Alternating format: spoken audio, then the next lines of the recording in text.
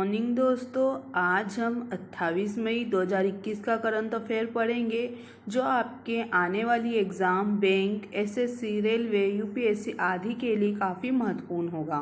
आइए हम शुरुआत करते हैं। इससे पहले अगर आपने हमारे चैनल को सब्सक्राइब नहीं किया है तो प्लीज़ सब्सक्राइब कीजिए, लाइक कीजिए, शेयर कीजिए एंड बेल आइकन पर प्रेस कीजिए, जिससे आपको हमारे नए वीडियोस के नोटिफिकेशन मिलते रहेंगे। आइए हम शुरुआत करते हैं क्वेश्चन नंबर फर्स्ट से। क्वेश्चन नंबर फर्स्ट है, 1 जुलाई 2021 को अमेजन के संस्थापक जेफ बेजोस के स्थान पर सीईओ की भूमिका कौन संभालेगा? ऑप्शन फर्स्ट है मैकेंजी स्कॉट, ऑप्शन सेकेंड है एंडी जेसी, ऑप्शन थर्ड है सर्गी ब्रेन, ऑप्शन 4 है लेरी पेज। तो इसका जो सही आंसर होगा वो होगा ऑप्शन सेकेंड एंडी जेसी। अगर हम बात करें इन्हीं को ही हाल ही में 5 जुलाई 2021 से यह अमेजन के संस्थापक जेफ बेजोस की जगह भूमिका निभाएंगे। अगर हम बात करें जेसी वर्तमान में कंपनी का क्लाउड कंप्यूटिंग व्यवसाय का संचालन करते हैं। अगर हम बात करें जेफ बेजोस की तो उन्होंने अमेजन के कार्यकारी अध्यक्ष बनेंगे और नए उत्पादकों और पहलों पर ध्यान केंद्रित करेंगे। अगर हम बात करें इन्होंने 26 मई 2021 को अमेजन की यह भी घोषणा की कि वह अपनी वीडियो स्ट्रीमिंग सेवा को बढ़ाने के लिए स्टोरीड हॉलीवुड स्टूडियो MGM को $8.45 बिलियन में खरीदेंगे। क्वेश्चन नंबर सेकेंड है, मई 2021 में किस राज्य ने महामारी पर रिपोर्टिंग करने वाले पत्रकारों को दी जाने वाली प्रोत्साहन राशि को 3,000 से बढ़ाकर 15,000 कर दिया है? ऑप्शन फर्स्ट है केरल, ऑप्शन सेकेंड है कर्नाटक, ऑप्शन थर्ड है तमिलनाडु, ऑप्शन फोर्थ है गुजरात। तो इसका जो सही आंसर होगा वो होगा ऑप्शन थर्ड तमिलनाडु। अगर हम बात करें तमिलनाडु सरकार ने सरकार द्वारा मान्यता प्राप्त पत्रकारों के लिए मुआवजे को 5 लाख से बढ़ाकर 10 लाख कर दिया है और इसकी फ्रंटलाइन ड्यूटी में कोविड से जो मृत्यु हो गई है, सरकार ने महामारी पर रिपोर्टिंग करने वाले पत्रकारों को दी जाने वाली प्रोत्साहन राशि को 3,000 से बढ़ाकर 5,000 कर दिया गया है। अगर सरकारी मान्यता प्राप्त प्रिंट मीडिया से जुड़े फोटो पत्रकारों और कैमरामैन सहित मान्यता प्राप्त पत्रकारों को यह सहायता राशि दी जाएगी। अगर हम बात करें तमिलनाडु के जो मुख्यमंत्री है वो अभी ही बनाए गए हैं तो उनका नाम है MK स्टालिन। अगर बात करें वहाँ के राज्यपाल की तो है बनवारी लाल पुरोहित। क्वेश्चन नंबर थर्ड है, Ayush clinical case repository portal और आयुष संजीवनी ऐप का तीसरा संस्करण मई 2021 में कौन लॉन्च करेगा? ऑप्शन फर्स्ट है किरेन रिजिजू, ऑप्शन सेकेंड है जयराम ठाकुर, ऑप्शन थर्ड है हरदीप सिंह पुरी, ऑप्शन फोर्थ है नितिन गडकरी। तो इसका जो सही आंसर होगा ऑप्शन फर्स्ट होगा किरेन रिजिजू। अगर बात करें केंद्रीय मंत्री किरेन रिजिजू ने 27 मई 2021 को Ayush clinical case repository portal और आयुष संजीवनी ऐप के तीसरे संस्करण का शुभारंभ किया है। अगर हम बात करें Ayush clinically repository portal Ayush चिकित्सकों और आम जनता दोनों का समर्थन करने के लिए एक मंच के रूप में तैयार किया गया है। इस पोर्टल का उद्देश्य यह है कि बड़े पैमाने पर आयुष चिकित्सकों द्वारा प्राप्त नैदानिक परिणामों के बारे में जानकारी एकत्रित करना है और इस पोर्टल ने न केवल व्यवसायी समुदाय और जनता को लाभान्वित करेगा बल्कि आयुष के सभी धाराओं के वैज्ञानिक आधार पर व्यापक बनाने में भी इसको मदद करेगा। क्वेश्चन नंबर फोर्थ है, मई 2021 में पांडुचेरी में रहने वाले सभी परिवारों के लिए 3,000 रुपये की लॉकडाउन राहत की घोषणा किसने की है? ऑप्शन फर्स्ट है V Narayana Swamy, option second है वी वेथिलिंगम, ऑप्शन थर्ड है एन रंगास्वामी, ऑप्शन फोर्थ है तमिल साई सुंदर राजन। तो इसका जो सही आंसर होगा ऑप्शन थर्ड होगा एन रंगास्वामी। अगर हम बात करें तमिलनाडु के मुख्यमंत्री एन रंगास्वामी ने केंद्र शासित प्रदेश में रहने वाले सभी परिवारों के लिए 3,000 रुपये की लॉकडाउन राहत की घोषणा की है। लॉकडाउन के दौरान लोगों को हो रही परेशानी को दूर करने के लिए यह राशि दी जाएगी और केंद्र शासित प्रदेश में 3,50,000 राशन कार्ड धारकों को राहत राशि वितरित करने के लिए सरकार ने 105 करोड़ रुपए भी आवंटित किए हैं। क्वेश्चन नंबर 5 है, हाल ही में किस टीम ने यूरोपा लीग जीती है? ऑप्शन फर्स्ट है मैनचेस्टर यूनाइटेड, ऑप्शन सेकेंड है विला रियल, ऑप्शन थर्ड है लिवरपूल, ऑप्शन फोर्थ है इनमें से कोई नहीं।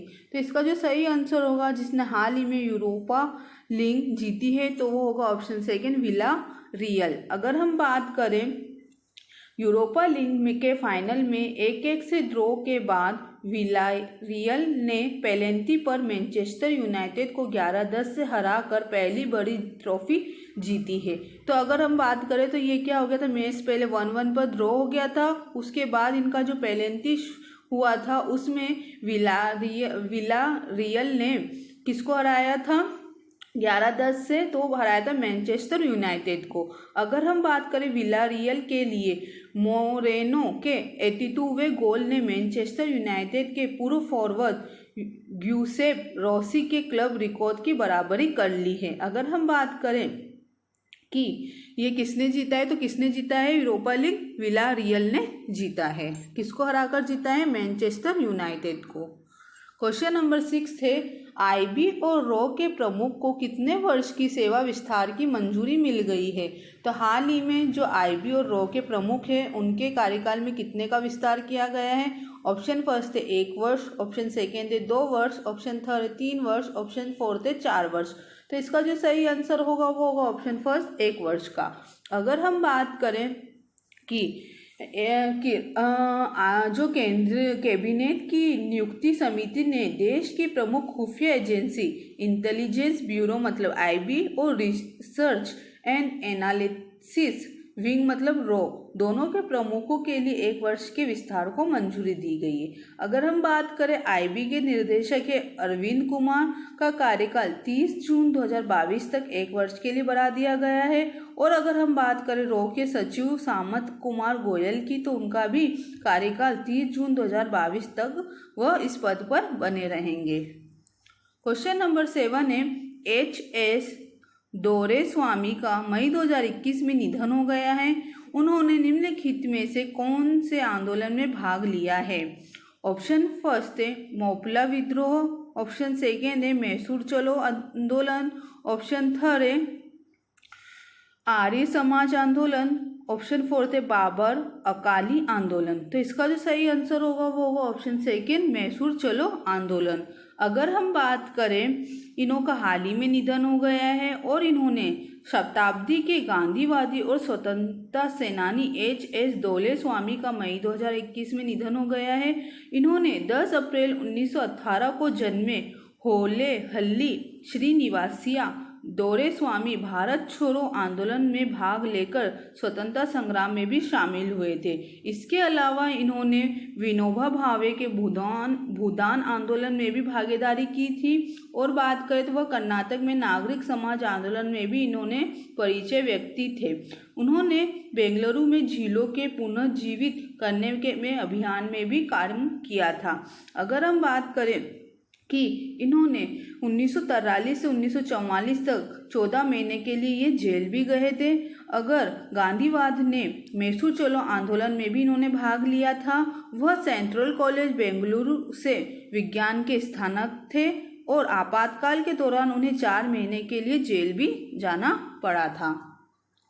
क्वेश्चन नंबर 8 है, ब्रॉडकास्ट की सर्वोच्च संस्था इंडियन ब्रॉडकास्टिंग फाउंडेशन का नाम बदलकर क्या रखा जा रहा है? ऑप्शन फर्स्ट है Indian broadcasting and IT foundation, option second है Indian broadcasting and digital foundation, option third है Indian broadcasting and communication foundation, option fourth है Indian broadcasting and publishing foundation. तो इसका जो सही आंसर होगा वो होगा ऑप्शन सेकेंड होगा Indian broadcasting and digital foundation रखा गया है। अगर हम बात करें ब्रॉडकास्टर्स कि सर्वोच्च संस्था इंडियन ब्रॉडकास्टिंग फाउंडेशन का नाम बदलकर Indian broadcasting and digital foundation रखा जा रहा है। अगर हम बात करें, यह डिजिटल मीडिया से संबंधित सभी मामलों को संभालने के लिए एक नई पूर्ण स्वामित्व वाली सहायक कंपनी बनाने की प्रक्रिया में है। यह सूचना प्रौद्योगिकी नियम 2021 के अनुसार एक स्वनियामक निकाय भी बनाएगा। क्वेश्चन नंबर 9 है, अमेरिकी राष्ट्रपति ने किसे अमेरिका के महानिदेशक और विदेशी वाणिज्यिक सेवा और वाणिज्य विभाग में वैश्विक बाजारों में सहायता सचिव के रूप में नामित किया है? ऑप्शन फर्स्ट है प्रणव बर्धन, ऑप्शन सेकेंड है अरुण वेंकटरमन, ऑप्शन थर्ड है राज चेती, ऑप्शन फोर्थ है वीवी चारी। तो इसका जो सही आंसर होगा वो ऑप्शन सेकेंड होगा, अरुण वेंकटरमन।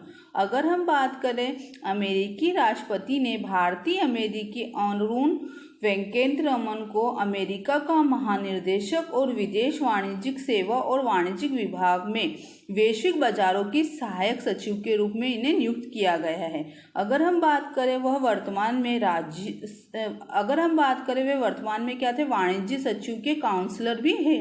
तो ये जो अरुण वेंकटरमन है वो वर्तमान में कौन से पद पर है, तो वह वाणिज्य सचिव काउंसलर के पद पर है। अगर वहाँ के जो राष्ट्रपति थे ओबामा के अधीन उन्होंने वाणिज्य विभाग के अंतर्राष्ट्रीय व्यापार प्रशासन की नीति के पहले निर्देशक भी वे थे। अगर हम बात करें यूएसए की राजधानी की तो वह वॉशिंगटन डीसी है। अगर मुद्रा की बात करें तो अमेरिकी डॉलर है। और अगर हम बात करें कि अभी प्रेजेंट में वहाँ के राष्ट्रपति कौन है तो वह जो बाइडेन। क्वेश्चन नंबर 10 है, मई 2021 में उज्बेकिस्तान में जूनियर विश्व भारोत्तोलन चैंपियनशिप 2021 में पुरुषों के 73 किग्रा वर्ग में रजत पदक किसने जीता है? ऑप्शन फर्स्ट है अचिंता शूली, ऑप्शन सेकेंड है सेथिस शिवालिंगम, ऑप्शन थर्ड है रांगला वेंकट राहुल, ऑप्शन फोर्थ है प्रदीप सिंह। तो इसका जो सही आंसर होगा ऑप्शन फर्स्ट होगा अचिंता सूली। अगर हम बात करें भारतीय भारोत्तोलक अचिंता सूली ने 26 मई 2021 को उज्बेकिस्तान में जूनियर विश्व भारोत्तोलन चैंपियनशिप 2021 के पुरुषों में 73 किलोग्राम वर्ग में क्या जीता है, रजत पदक जीता है। अगर हम बात करें कुल 313 किग्रा 141 किग्रा स्नेच और 172 किग्रा क्लीन एंड जग उठाकर इंडोनेशिया के रिजकी जुनिया शाह के पीछे रहे, जिन्होंने स्वर्ण पदक के लिए जीता है। तो स्वर्ण पदक किसने जीता था, तो वो थे रिजकी जूलिया शाह। और अगर हम बात करें ये जो रिजकी जूलिया शाह था उन्होंने तो गोल्ड जीता था। और अगर हम बात करें हमारे भारतीय जो थे अचिंता शूली, उन्होंने क्या जीता था, इसमें रजत पदक जीता था। क्वेश्चन नंबर 11 है, मई 2021 में वीडियो कॉन्फ्रेंस के माध्यम से सेवा ई स्वास्थ्य सहायता और टेली परामर्श सेहत ODP पोर्टल किसने लॉन्च किया है? ऑप्शन फर्स्ट है नितिन गडकरी, ऑप्शन सेकेंड है नरेंद्र मोदी, ऑप्शन थर्ड है प्रकाश जावड़ेकर, ऑप्शन फोर्थ है राजनाथ सिंह। तो इसका जो सही आंसर होगा ऑप्शन फोर्थ होगा राजनाथ सिंह। अगर हम बात करें हाल ही के जो रक्षा मंत्री है राजनाथ सिंह ने 27 मई 2021 को वीडियो कॉन्फ्रेंस के माध्यम से सेवा ई स्वास्थ्य सहायता और टेली परामर्श सेहत ODP पोर्टल को लॉन्च किया गया है। यह पोर्टल सशस्त्र बलों को टेली मेडिसिन सेवाएं प्रदान करने में मदद करेगा। इसके द्वारा सेना, नौसेना, वायुसेना और पूर्व सेवा कर्मियों के रक्षा कर्मियों की सेवारत ODP सशस्त्र बलों के विशेषज्ञ डॉक्टरों से टेली परामर्श भी ले सकते हैं। क्वेश्चन नंबर 12 है, किस बैंक ने अपने डिजिटल वॉलेट पॉकेट्स के साथ UPI ID को जोड़ने की सुविधा शुरू की है? ऑप्शन फर्स्ट है ICICI बैंक, ऑप्शन सेकेंड है HDFC बैंक, ऑप्शन थर्ड है यस बैंक, ऑप्शन फोर्थ है एक्सिस बैंक।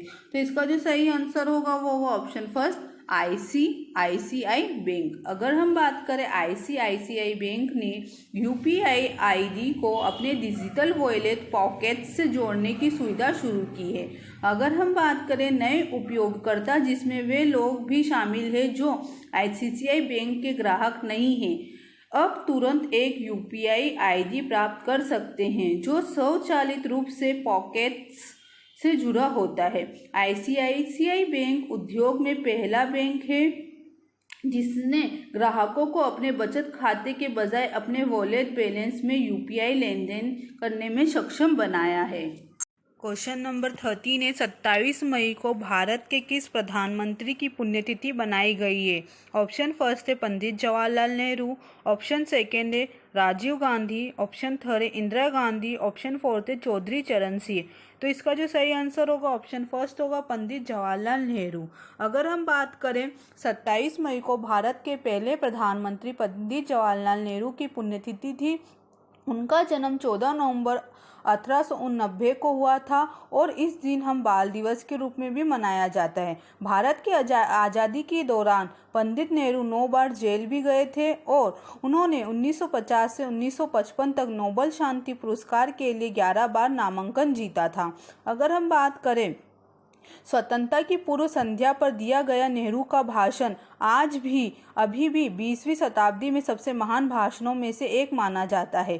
1934 से 1935 तक जेल में रहने के दौरान नेहरू ने अपनी आत्मकथा टुवर्ड फ्रीडम लिखी जो 1936 में प्रकाशित हुई थी।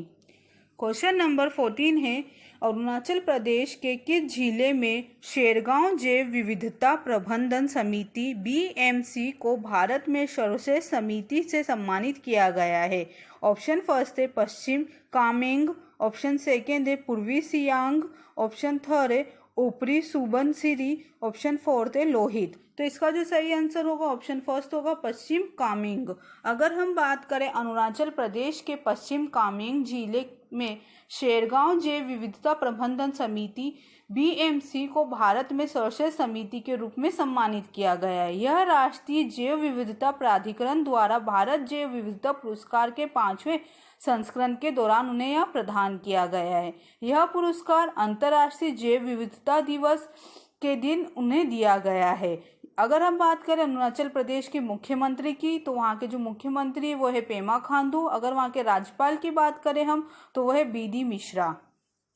क्वेश्चन नंबर 15 है वित्तीय वर्ष 2020-21 के दौरान कुल एफडीआई इक्विटी प्रवाह के 37% के साथ कौन सा राज्य प्रत्यक्ष विदेशी निवेश का शीर्ष प्राप्त करता है? ऑप्शन फर्स्ट है पंजाब, ऑप्शन सेकेंड है गुजरात, ऑप्शन थर्ड है महाराष्ट्र, ऑप्शन फोर्थ है बिहार।